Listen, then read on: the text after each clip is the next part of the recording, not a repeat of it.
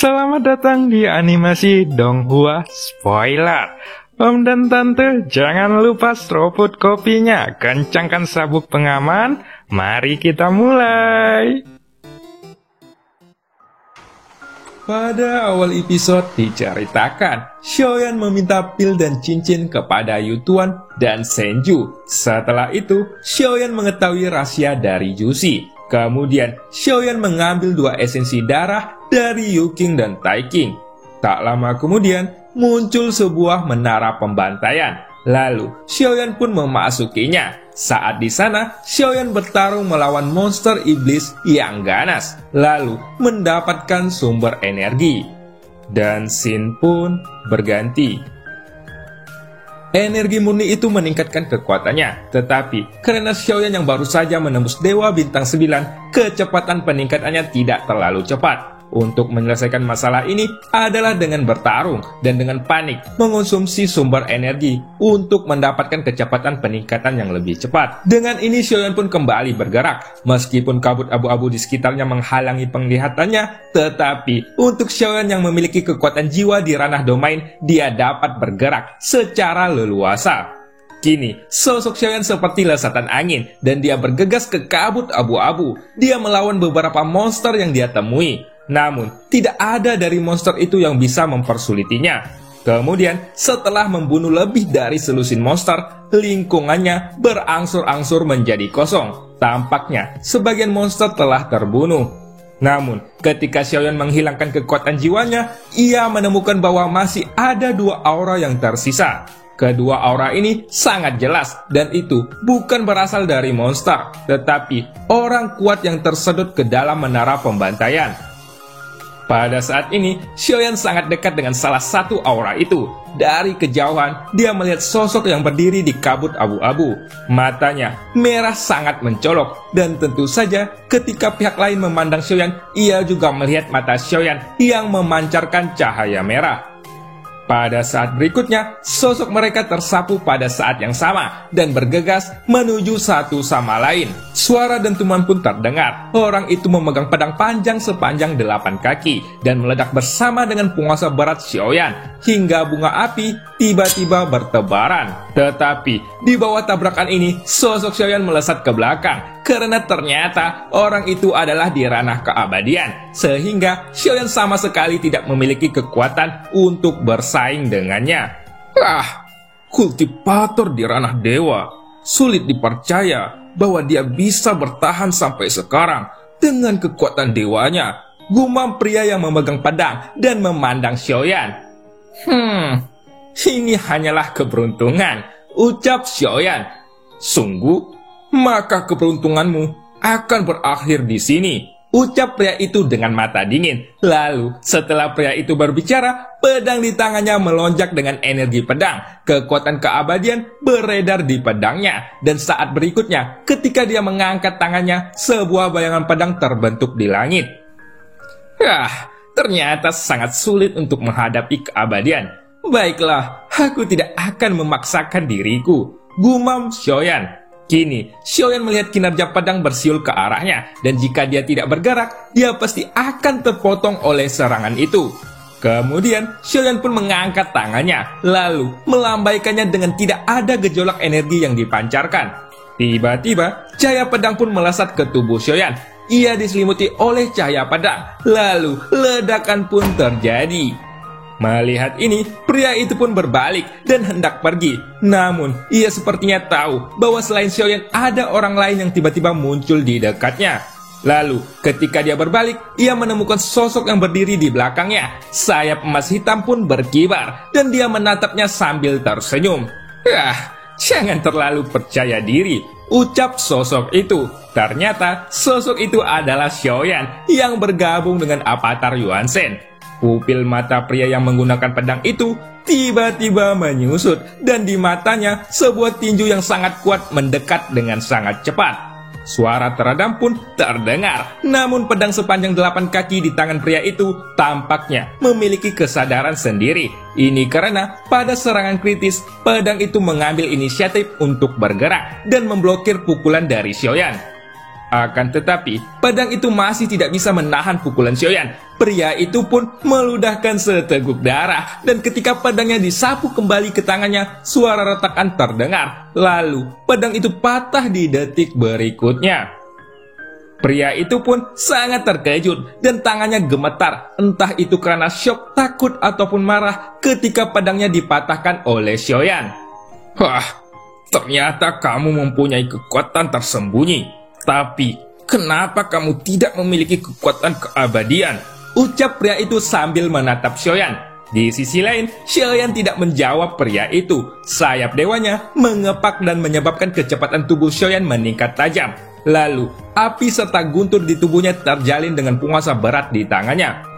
Teknik penguasa api dan guntur, ucap Xiaoyan sambil berteriak. Kini, di antara alis Xiaoyan, 3 tanda bintang berkedip. Penguasa barat Xiaoyan mengaum, nyala api melonjak ke langit, dan guntur pun membuat nyala api semakin ganas. Pupil mata pria itu pun tiba-tiba menyusut. Kilatan cahaya muncul di tangannya, dan kemudian terbentuklah 2 pedang terbang dengan 1 pegangan panjang dan 1 pegangan yang pendek. Teknik pedang pembeku, ucap pria itu. Pria itu mengubah sidik jarinya, dan kemudian dia mengeluarkan banyak kata dari mulutnya.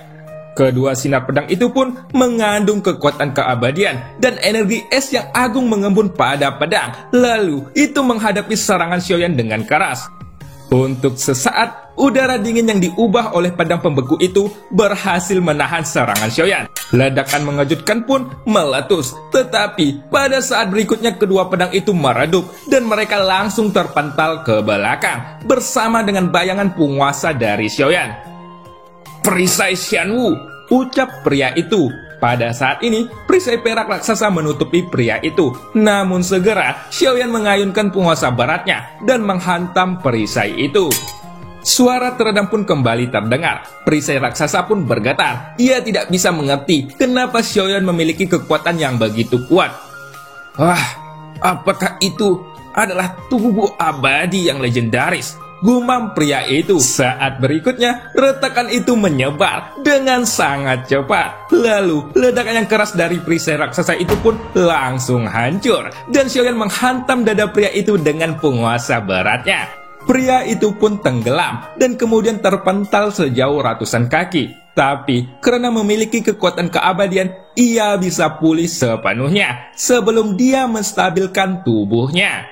Sosok Xiaoyan pun segera bergerak. Dia menyapu ke arahnya, dan Xiaoyan masih ingin membuat keputusan yang cepat. Lalu, Xiaoyan mengerutkan keningnya dan segera mengangkat penguasa baratnya. Namun tiba-tiba, sesosok pria muncul dan meraung ke arahnya dari udara di kabut abu-abu. Wah, ternyata ada bantuan, ucap Xiaoyan sambil mengangkat alisnya. Bantuan? Aku datang bukan untuk membantunya, tapi hanya dengan membunuh 2 dari kalian. Aku dapat maju ke tingkat berikutnya dari menara pembantaian.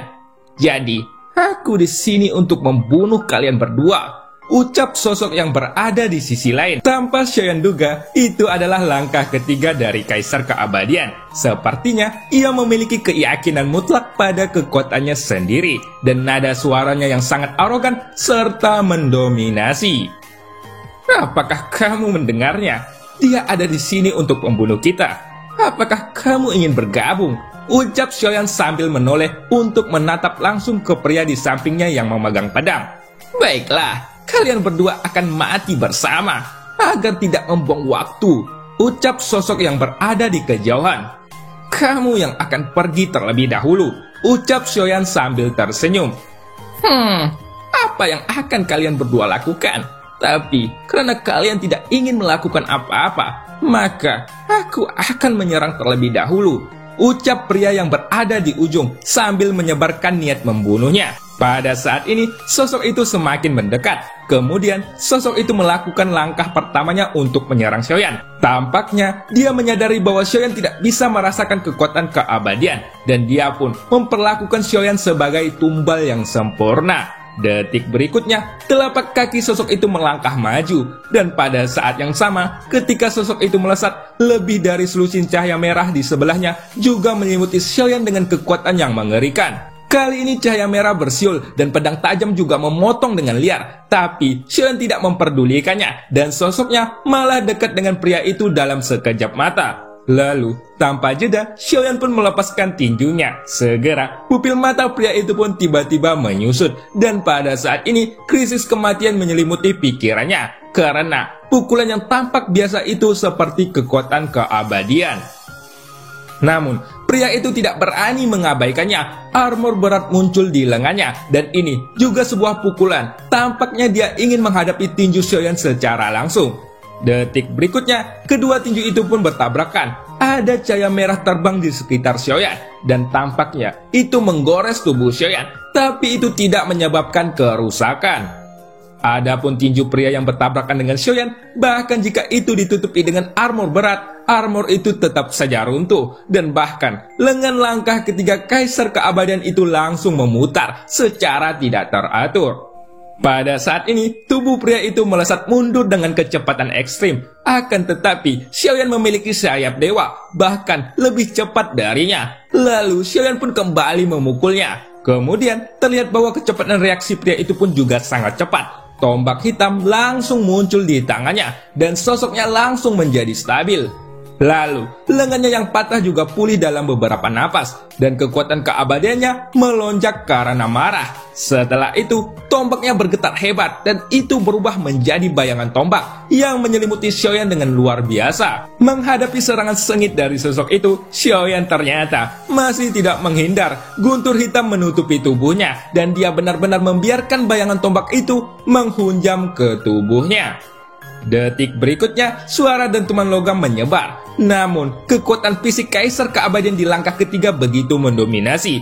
Masih ada percikan api yang menyebar, dan itu menyebabkan pakaian Xiaoyan compang-camping, tetapi tubuhnya tidak terluka sedikit pun. Pada saat ini, Xiaoyan melepaskan tinjunya dan menembus bayang-bayang tombak itu. Segera, kekuatan mengerikan yang dibungkus dengan kekuatan fisik yang ganas meninju dada pria itu dengan pukulan lain. Kali ini, pria itu dikejutkan dengan keganasan Xiaoyan. Ia pun segera mencabut tombaknya dan memblokir tinju Xiaoyan. Lalu, sebuah cahaya super berkedip di dadanya, dan dia sepertinya mengenakan armor bagian dalam yang kuat. Segera, tinju Xiaoyan menghantam tombak hitamnya. Di bawah tinju Xiaoyan, tombak itu akhirnya mencapai batas dan runtuh setelah menerima beberapa pukulan. Lalu, kekuatan tinju Xiaoyan dicurahkan ke dada sosok itu, dan tubuh pria itu pun berubah bentuk, hingga butuh ratusan meter untuk kembali menstabilkan tubuhnya. Saudaraku, tolong dengarkan aku. Kita akan membunuh orang itu, dan aku punya cara untuk memungkinkan kita memasuki lantai berikutnya dengan lancar, ucap sosok itu. Hah? Menurut apa yang kamu katakan sebelumnya, hanya satu dari kita bertiga yang bisa masuk ke lantai berikutnya setelah menang. Jadi tidak ada cara untuk memutuskan hasilnya, ucap Xiaoyan dengan perlahan. Ada 2 tempat di lantai ini. Kita hanya perlu membunuh salah satu dari kita bertiga, ucap pria itu dengan terburu-buru. Segera, wajah pria lain di langkah kedua kaisar keabadian itu menjadi suram saat ini, dan sebuah tombak tiba-tiba berbalik mengarah kepadanya. Benarkah begitu? Ucap Xiaoyan yang masih memiliki keraguan di dalam hatinya. Jangan khawatir saudaraku, apa yang aku katakan itu benar, dan aku tidak pernah berbohong. Jika kamu mempercayai padaku, aku juga tahu banyak informasi tentang menara pembantaian ini, dan aku bisa membagikan informasinya kepadamu, ucap pria itu. Kemudian, Xiaoyan pun sedikit mengerutkan dahinya ketika mendengar kata-kata itu, dan dia mencubit dagunya sambil menatap pria yang memegang pedang. Omong kosong, hanya satu dari kita bertiga yang harusnya bisa naik ke level berikutnya. Tapi, aku bukan lawan dari kalian berdua. Tetapi, jika kamu benar-benar ingin mempercayainya, kamu pasti akan tertipu olehnya, ucap pria yang menggunakan pedang. Apa yang dia katakan cukup masuk akal, ucap Xiaoyan sambil menganggukkan kepalanya. Segera, setelah itu wajah pria di ujung sana tenggelam, dan saat berikutnya telapak kakinya terbanting ke depan, dan dia berubah menjadi kilatan cahaya yang menyapu ke arah pria pedang itu dan bertarung. Setelah setengah kolom dupa pertempuran, pria yang menggunakan pedang itu berada pada posisi yang kurang menguntungkan. Sementara itu, pria yang memegang tombak hitam itu terus menyerang dengan ganas hingga menusuk jantungnya secara langsung. Kamu hanya di langkah kedua. Untuk bisa sampai sekarang, itu sudah keberuntungan. Dan dalam situasi saat ini, kamu pasti akan mati, ucap pria yang memegang tombak hitam dengan dingin. Kemudian lengannya memutar tombak hitam yang menusuk ke dada pria yang memegang pedang itu. Meskipun itu adalah kaisar keabadian, rasa sakitnya jelas masih sangat menyiksa. Setelah itu, pria yang memegang tombak hitam mencibir. Tetapi pada saat ini, senyum di wajahnya tiba-tiba membeku karena dia merasakan hawa dingin di belakangnya. Detik berikutnya, dia perlahan menatap dadanya. Di sana ada lengan merah mencuat sambil memegang jantung emas yang berdetak. Dan itu adalah jantung miliknya. Maaf, ini merupakan serangan diam-diam, ucap seseorang yang ternyata berhasil menerobos dadanya. Lalu, setelah tangannya ditarik, pria yang memegang tombak hitam itu pun terhuyung-huyung dan menoleh perlahan. Ternyata, itu adalah Xiaoyan yang sedang tersenyum sambil memegang jantung emasnya. Meskipun sedikit tidak tahu malu-malu, aku pikir apa yang dia katakan terdengar lebih masuk akal. Jadi, aku tidak percaya padamu, ucap Xiaoyan sambil menyeringai. Pria itu pun segera meraung dan melambaikan tombak hitam yang ada di tangannya untuk menyerang Xiaoyan, hingga sebuah ledakan pun terjadi. Sementara itu, Xiaoyan menghindari dan berhenti di kejauhan sambil memainkan jantung emas milik pria itu. Lalu kemudian dia menghancurkan jantung itu. Pria itu pun membeku dan seteguk darah segera menyembur keluar dari mulutnya. Dengan hancurnya jantung keabadian, kekuatan pria itu langsung menurun menjadi langkah kedua dari keabadian kaisar. Namun, pria itu juga terluka parah dan sudah kehilangan banyak energi. Di sisi lain, setelah jantung emas itu meledak, esensi darah abadi mengembun di depan Xiaoyan. Xiaoyan pun mengeluarkan botol giok tanpa tergesa-gesa dan memasukkan esensi itu ke dalamnya. Jika avatar Taisu dapat mencapai keabadian melalui esensi darah dan kemudian digabungkan dengan avatar Yuan Shen, sepertinya aku akan bisa melawan langkah kelima keabadian kaisar, gumam Xiaoyan yang berpikir di dalam hatinya. Dan pria yang berada di ujung yang jauh terlihat sangat marah dan dia kembali melesat untuk menyerang Xiaoyan. Pada saat ini tinju Xiaoyan bertabrakan dengan tombak hitam yang tajam dan suara emas serta besi yang bertabrakan bergema dengan keras. Lalu setelah suara tabrakan emas dan besi bergema, ujung tombak hitam bertekuk secara ekstrim dan kemudian tombak itu langsung hancur berkeping-keping. Tubuh pria itu pun terhuyung-huyung dan tanpa penundaan sedikit pun. Tinju Xiaoyan sudah menghantam kepalanya. Pria itu tidak bisa mengelak tepat waktu. Tinju Xiaoyan sudah jatuh dan bagaimana kepalanya bisa menahan pukulan menakutkan yang mengandung kekuatan dari guntur langit di dalamnya. Jadi, selanjutnya kepala pria itu pun meledak dan deru jiwanya meraung ke Xiaoyan. Jika kau berani membunuhku, kakak tertuaku, Su Luo, pasti tidak akan membiarkanmu pergi, ucap pria itu sambil berteriak. Dan cerita pun berakhir. Sampai jumpa di episode selanjutnya. Kebun Kacang punyanya Pak Kuli. Durasi panjang, sabi kali.